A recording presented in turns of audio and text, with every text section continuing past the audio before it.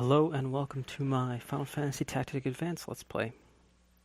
This game I've put many hours in, probably more than any other Final Fantasy game, which is saying something.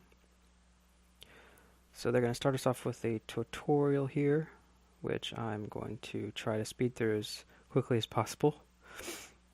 It is unnecessarily long. I have timed it, the amount of times I've played this game, that this tutorial takes. It's really about 20 minutes before you can actually get into the action. And while it's great for new players, I am anything but. So we are just going to run through the text here. Let's go ahead and go with the default name. And there is, well, I won't spoil anything. Let's just call him our friend for now. So apparently we just moved to this town and started going to school here, and we don't know anyone, sort of an outsider. And things are strange, about to get more strange. After this guy next to us, Mute, gets a book from the library, and, well, you'll see. But I'm going to try to get through this as fast as possible. I'm not even going to actually fight. I'm just going to wait on every turn. Here we go. See, we have our options, and we are just going to wait every single time. There is a way, if you do it right, that you can actually make faint Mute here. Because there's exactly enough turns that if everyone... Well, the whole enemy team is trying to hit him for some reason. I like picking on him. But if you have all your units attack him as well, and no one ever misses, you can actually make him go to 0 HP before the cutscene ends the fight. That's just a little something I decided to test, and it actually works out.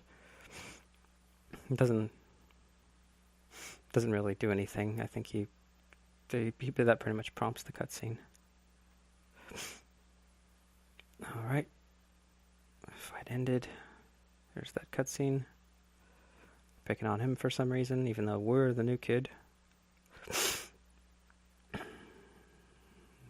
then the redhead is going to step in and try to defend us. She'll play a big role in things to come as well. Glad I'm not playing this on ×1 speed. I think I will actually increase the speed to get through the cutscene here. Or maybe I won't, so you can read it if you want to, if you can keep up with my button pressing here. But this really does take a really long time building up the setup for this town that, spoilers, you don't spend a lot of time in. But there's this backstory they try to build. I guess they have to create this friendship bond between these three people for the rest of the story to make sense. There is Mute's dad. He's embarrassed. I can't find a job or something. So much exposition. That car looks unreasonably large compared to these people. I think there's an issue with scaling there. I hadn't really noticed before. I'm really considering playing this part at a faster speed, because this is just... if you care about the story, then you should play this yourself, or watch someone play it at ×1 speed. But I know exactly what they're talking about, and it's just, this is taking a while to get through this. So, there's a skateboard in the corner. That must be ours, because as you can see, our brother is in a wheelchair. It's an odd-shaped television.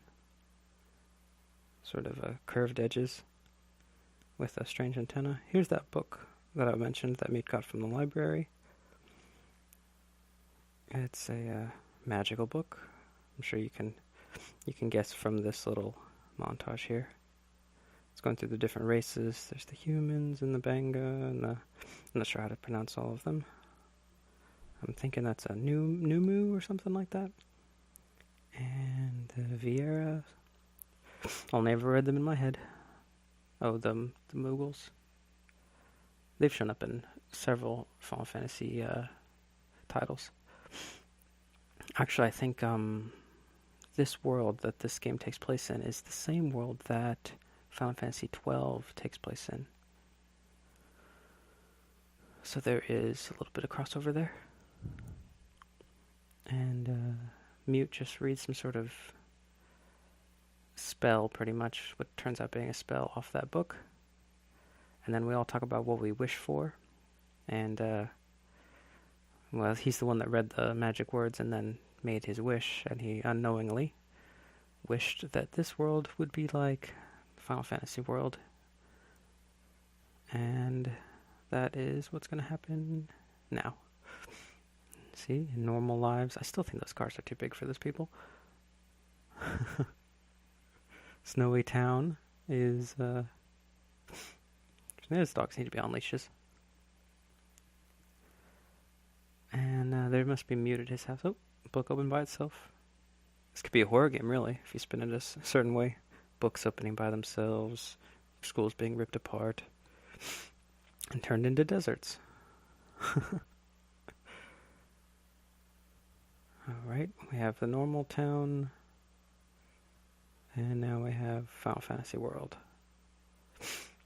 I haven't played some of the older Final Fantasy games, so this universe that this game and Final Fantasy XII takes place in might be from an earlier game. I know Final Fantasy VI had those Mughals or Moogs or the little cat people in it, so they are borrowing from that. I can't play this as fast as I want to on a faster speed because the moving around requires some precise buttons, and I'll end up making a lot of mistakes if I play it on ×2 speed even. So this is 1.5, which feels awfully slow.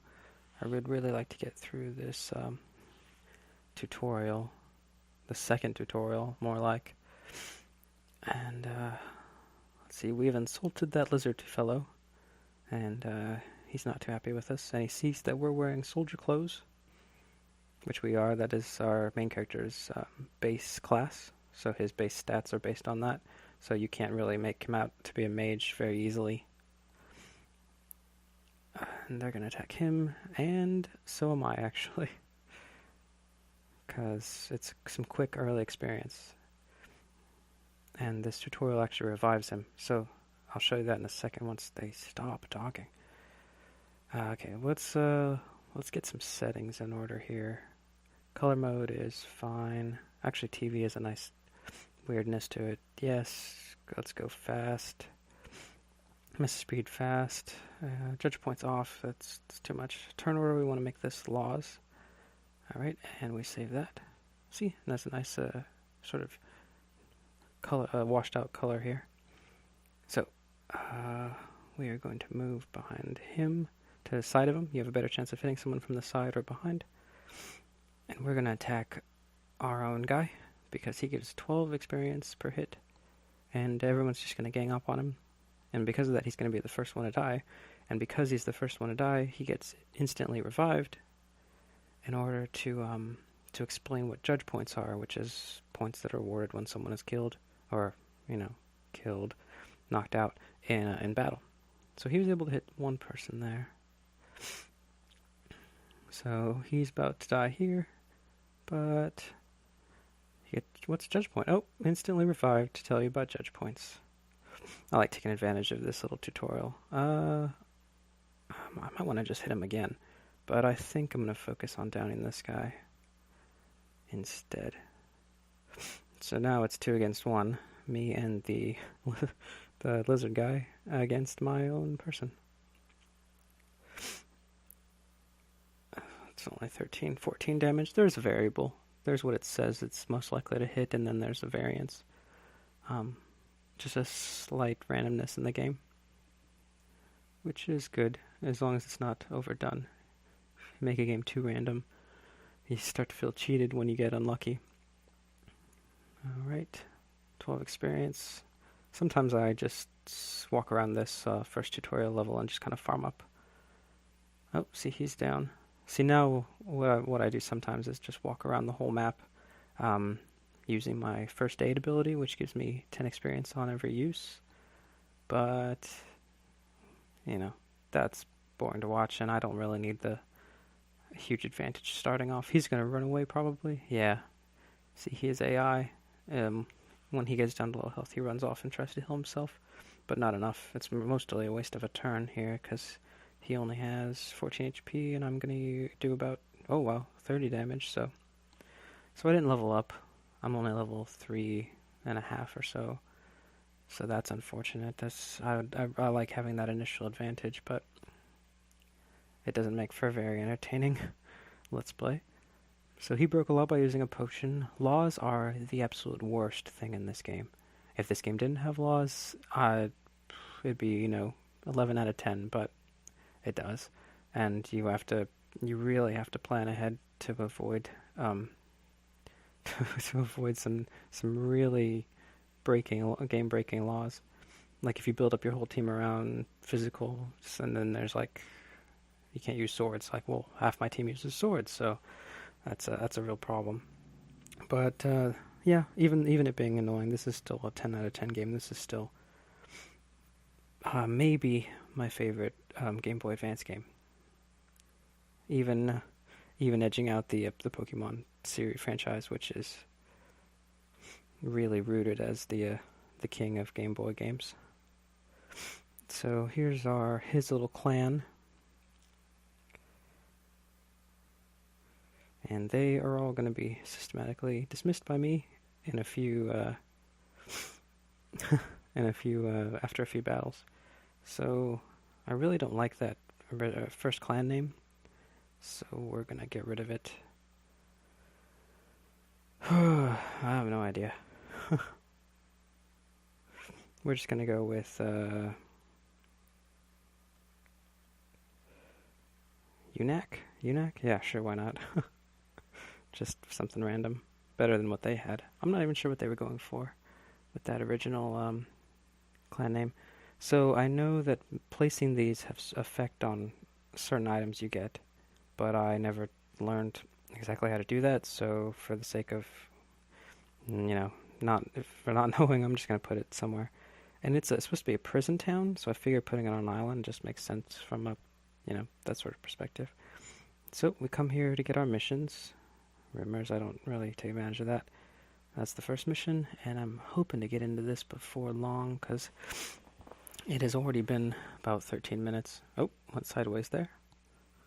It's weird, I have my auto-rotate locked to landscape, but for some reason this emulator ignores that. So, let's see, our party.